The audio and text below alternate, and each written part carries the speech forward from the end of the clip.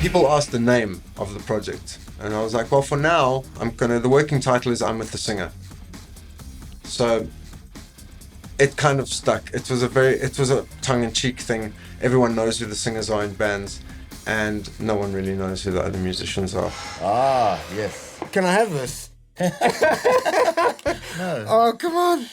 It's a beautiful guitar, but also it's how you play it, you know. Man, so we ended up laying a lot of extra stuff down on this guitar, didn't we? Yeah, no, absolutely. Because it sounded like nothing else.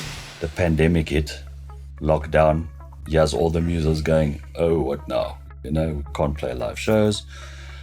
And I remember getting a phone call from you, bro, and you said, dude, now's the time to do this. Let's get in the studio together. Let's jam. Let's see what we can come up with. Play the music and do something fun that is not Prime Circle or WONDERboom, you know what I mean? And just do something completely different. Oh, yes, yeah. I mean, how about doing a jungle or drum and bass track with Richard? What a great idea. He's a champion. Richard's a champion. I've known Martin for quite a while. Sure, from back in the day when I was younger, and actually we were both younger, I used to go and watch him play WONDERboom at some of the gigs, and he's still going. And we know each other because I work in the music industry and sell musical instruments, and we've just continuously sort of bumped our heads along the way. And he called me and he said he was doing a guitar album, and he'd like me to be involved. And I thought that's very hip, that's very cool, you know.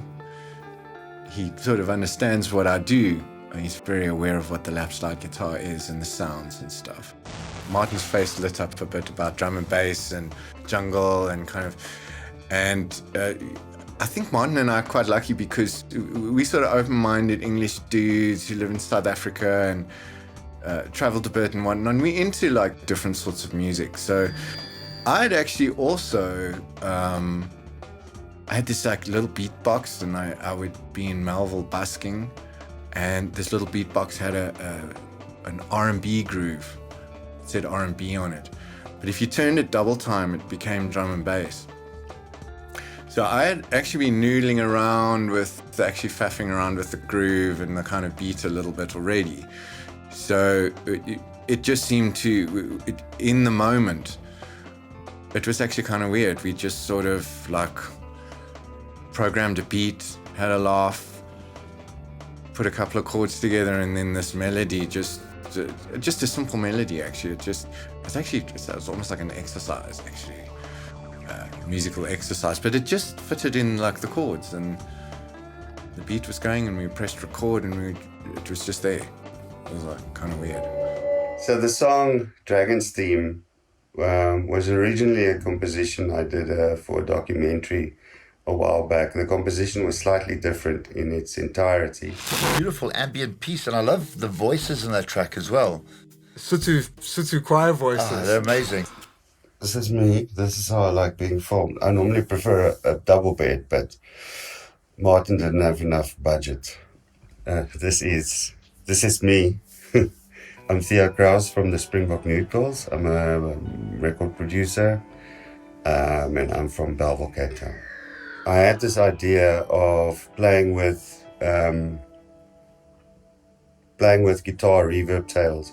So I took a whole bunch of reverb tails, and I recorded the tails only, not the notes. And I made a pad from the reverb tails. And then I recorded some Sotho and some Zulu singers.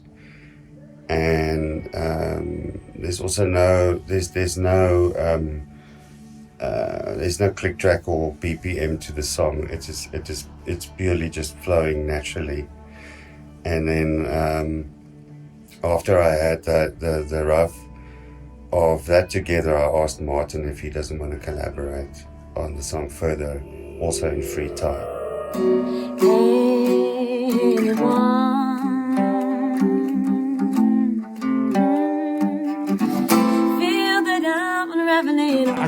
I mean, we know that track, as with Theo's track, was all remotely done because she's in London, yeah? Yes, yeah. So I've done 2 records with her and a single, and I've got such respect for her. She's the most amazing performer and most amazing player.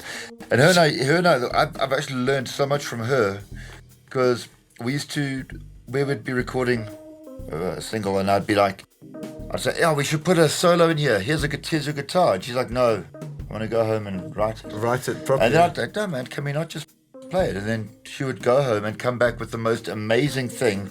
She is the most insane musician. So what I've learned from her is that I've stopped to think about certain things.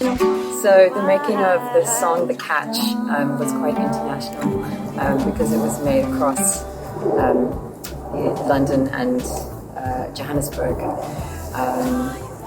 The joys of technology. So there were a lot of audio files being sent between me and Martin and onto Matthew. And after quite a long time, because this was recorded a while ago, we got to a finished song. The inspirations were a bit of a mix, I think, between obviously guitar, a love of guitar, because it's a kind of guitar-based, focused album. And there was definitely quite a lot of nearing to a sort of hip-hop, kind of dub feel. And I really like how it came out. I learned that I can be quite productive during that time I recorded it, because it was like a COVID lockdown. So it was like you couldn't go anywhere or do anything, so I was kind of trapped in winter inside a home studio, just recording loads of bits and pieces. I guess it was a good way to spend being locked up. Martin came up with this fairly left field track, as I expected. Robin's not really a band player as such. He's played in cover bands, but he's a mean session player, you know. But to give Robin this kind of platform to do whatever he liked on and not being stuck in that. I mean, he's a great country shredder and everyone knows him for that. But really to put him in a different box.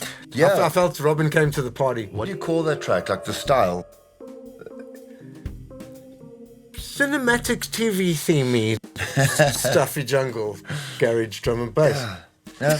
I don't know what you call it. Love it. Shut up and take my money. Yes, it's called Listen to This Great Track. Well, it's F sharp kind of figure. So I thought, well, I'll add some finger picking to that.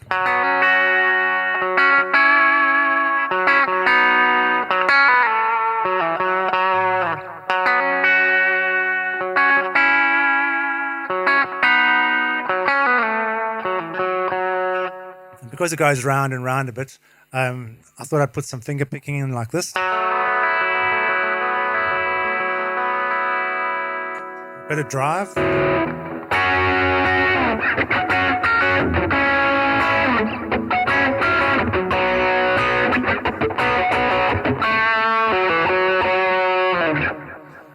And then obviously some soloing stuff.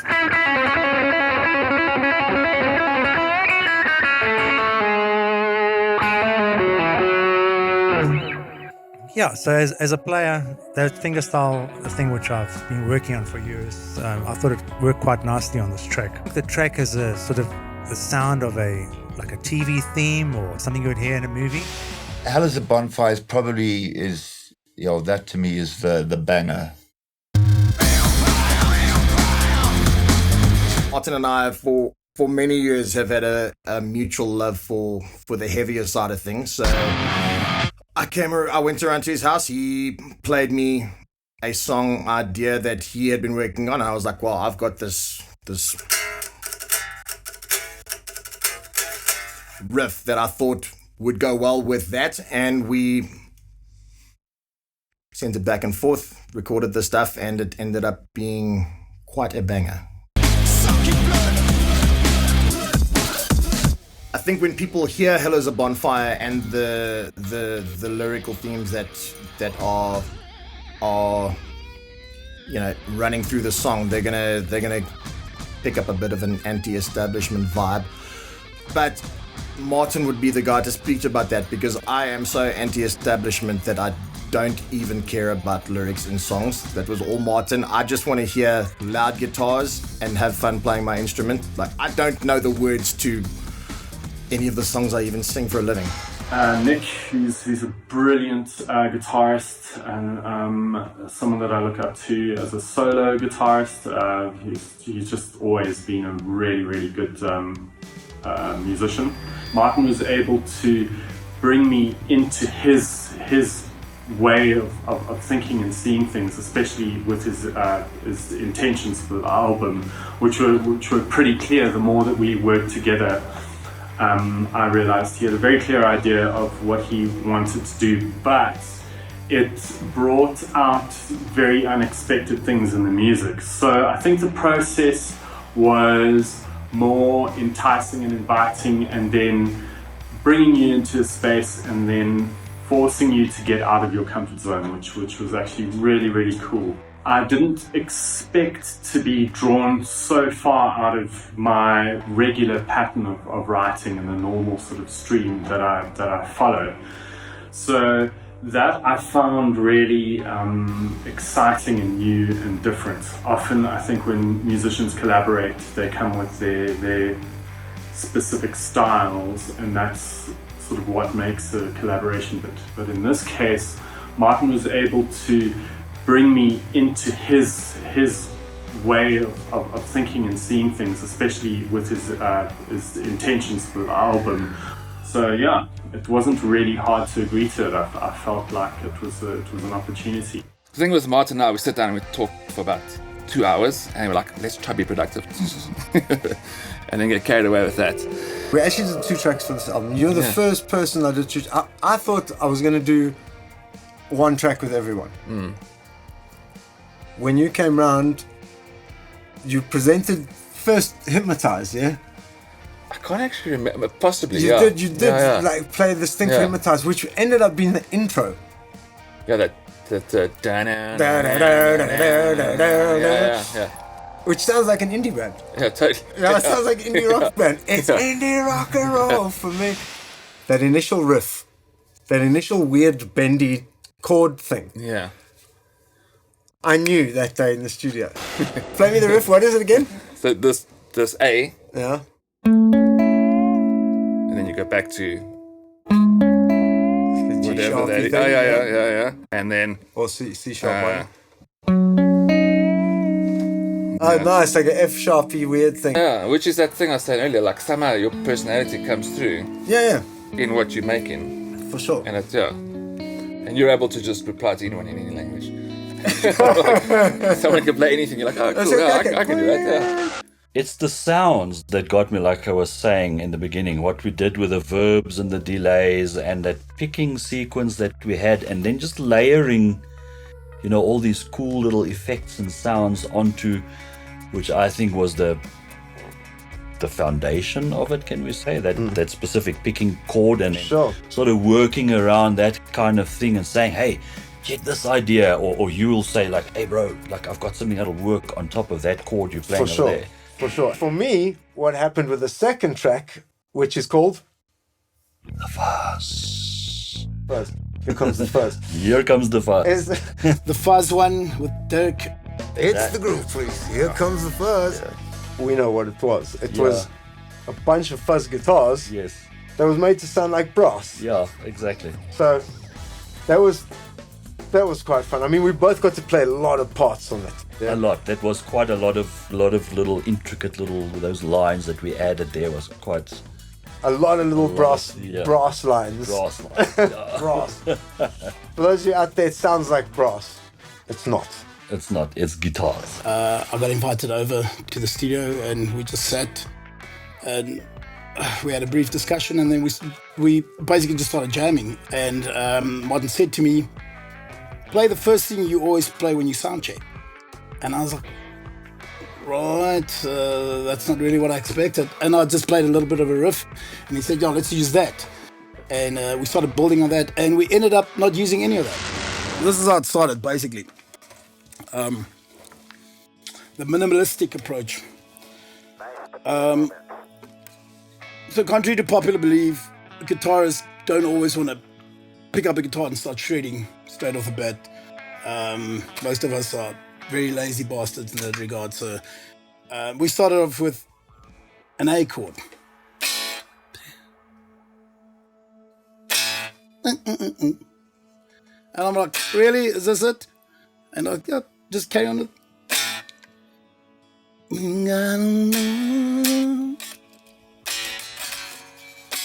To the music.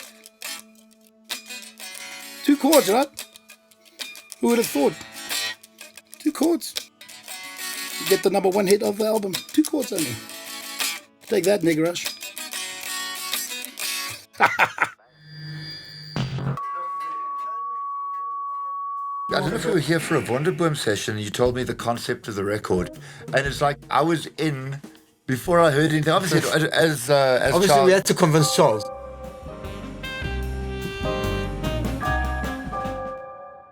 So obviously I was in before hearing the songs, but then obviously when hearing the songs, you're like, wow. And it's going to work when you realize it's going to work. Yeah. I mean, we've spoken it up a lot. I hope it's as good as what we speak about. If we like it, if we like it, other people will like it too. Hopefully. Anyway. Well, I'm with the singer for now. I hope you enjoy I'm with the Singer. It's a cool album, and we had fun making it. I hope you have as much fun listening to it.